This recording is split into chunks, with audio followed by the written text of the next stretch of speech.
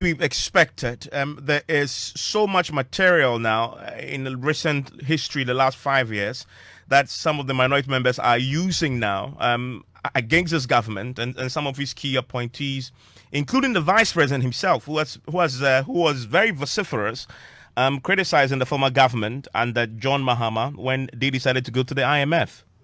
Yes, Evan, the Ningo Pram MP, Sam George, is taking particular aim at Vice President Dr. Mahmoud Bawumia, who in 2015 said that the NDC were heading to the IMF because they had simply failed to listen to advice and they had taken on a Yentie Obia posture.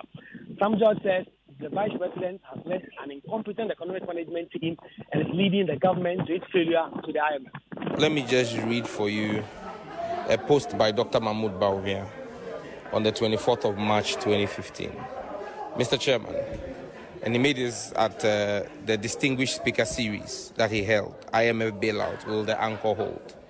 Mr. Chairman, the IMF bailout was totally avoidable if the government had listened to sound advice from many quarters much earlier. But government refused to listen. They believed in their own propaganda and said, ENTOBR, we won't listen to anyone. When government was cautioned about the scale of borrowing, the government responded that they will borrow more. Now that their propaganda has been exposed by economic reality, they are forced to listen to the IMF. We've moved from ENTOBR to Yebeti IMF Nkwa. Dr. Bawumia, 24th of March 2015. He was prophesying about this administration. When we warned them, they didn't listen. They borrowed. The Mahama administration that borrowed, you could see items and you could see projects that they borrowed for. You could see the roads, you could see the interchanges, you could see the hospitals, the schools. All that Bawumia and his boss Akufo-Addo have borrowed. Have you seen anything? Now they will listen to the IMF.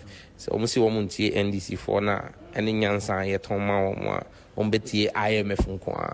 And Kweku, have you had any reaction from the majority side at all to this? The majority have been tight-lipped about the situation until this matter came up on the floor.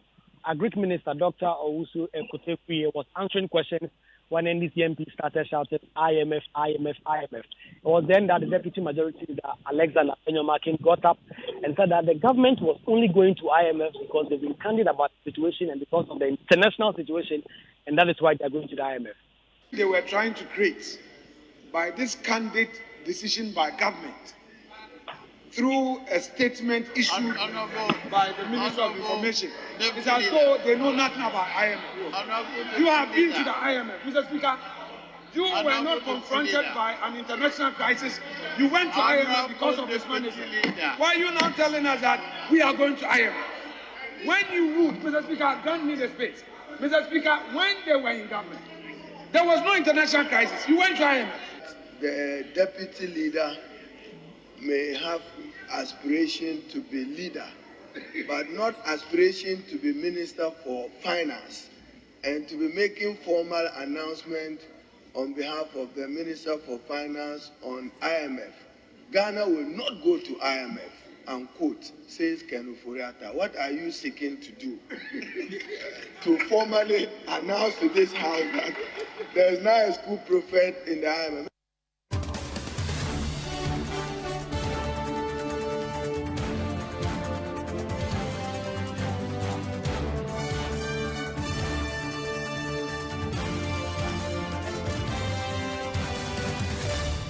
Let's analyze this a bit more and its implications for the economy. Professor Lord Mensah is with the University of Ghana Business School. He's an economist and joins us on the telephone line right now. Prof, thank you for your time. You're on Top Story.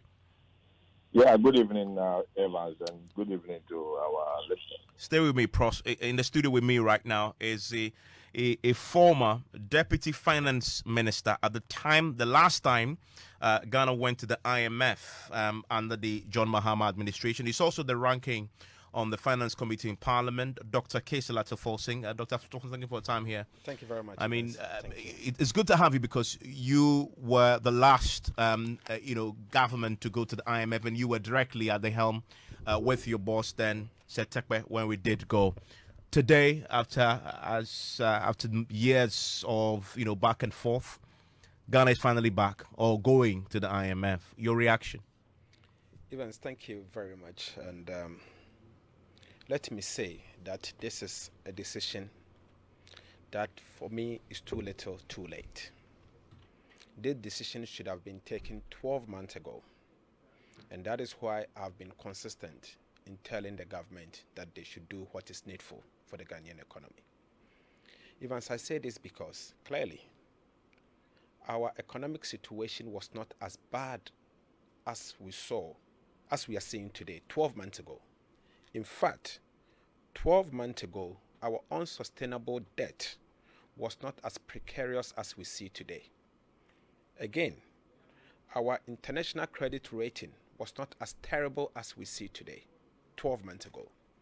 12 months ago, our international investors had not lost that so much confidence that we see today. Unfortunately, today is bad. 12 months ago, inflation was not as terrible as we are witnessing. And most importantly, our reserves position 12 months ago was far better than we are seeing today. In fact, our balance of payment deficit for the first quarter 2021 was $430 billion US. In the first quarter 2022, our balance of payment deficit is almost $1 billion US, apart from all the money we have received. So the situation would have been better 12 months ago. The government has waited too much.